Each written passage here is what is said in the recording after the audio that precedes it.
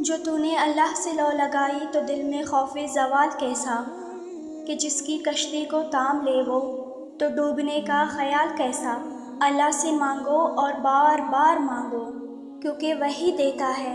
اللہ تعالیٰ فرماتا ہے میں اپنے بندے کو وہ دوں گا جس کی وہ کوشش کرے گا۔ تو اگر تمہیں اپنی زندگی میں کچھ حاصل کرنا ہے تو تم نے کوشش ضرور کرنی ہے، اسٹریٹجیز بنانی ہے، پلاننگ کرنی ہے۔ خود بخود معجزہ نہیں ہوتا، you have to put the effort. تمہارے ایفرٹ کو دیکھ کر اللہ تعالیٰ تمہارے راستے ہموار کرتا ہے، آپ کے راستے سے بیریئرز ہٹاتا ہے۔ اب آپ کا یقیناً یہی سوال ہوگا کہ پھر اللہ نے دعا کرنے کا کیوں کہا کہ تم دعا کرو میں تمہاری دعا قبول کروں گا۔ تو پہلے اس بات کو کلیئر کر دے کہ جو اللہ تعالیٰ آپ کو دعا کرنے کا حق دیتا ہے، یہ کسی بھی کام کے پروسیس کو اتنا آسان کر دیتا ہے نا، کہ اگر کسی چیز کو حاصل کرنا چاہتے ہو تو تمہاری یہی دعا تمہیں منزل تک پہنچائے گی، اور اگر دعا نہ ہو تو ہو سکتا ہے اس کام میں 1000 رکاوٹیں ہوں اور اس میں اللہ کی مدد شامل نہ ہو۔ یعنی آپ نے ایفرٹ ضرور کرنی ہے اور اس کے ساتھ دعا بھی کرنی ہے کہ اللہ میرے لیے اس کام میں آسانی فرما، میرے راستے سے اس رکاوٹ کو ہٹا دے، میرے نصیب میں اس چیز کو لکھ دے۔ تو اللہ بھی تمہاری مدد ضرور کرتا ہے، اور توکل لازمی کرنا ہے۔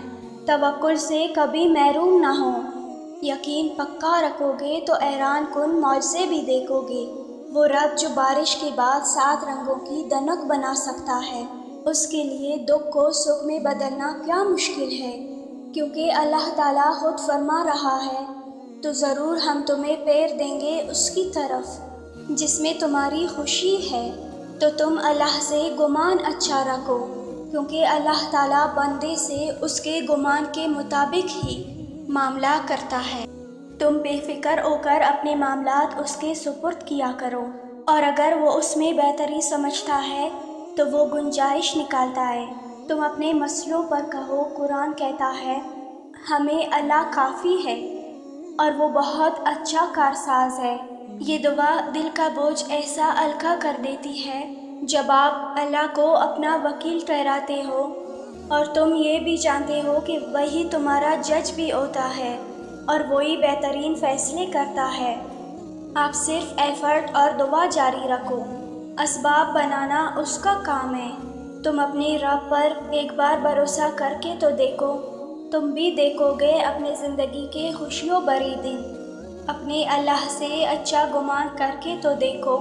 سنو، تم یہ سوچ کر خود کو ہرگز ہلکان مت کرو کہ بار بار دعا مانگتا ہوں قبول نہیں ہو رہی۔ یاد رکھو تمہاری دعائیں عرش پر جا چکی ہے، کہ اللہ کی مدد ایسے ذریعوں سے تم تک آئے گی کہ تم خود بھی حیران رہ جاؤ گے۔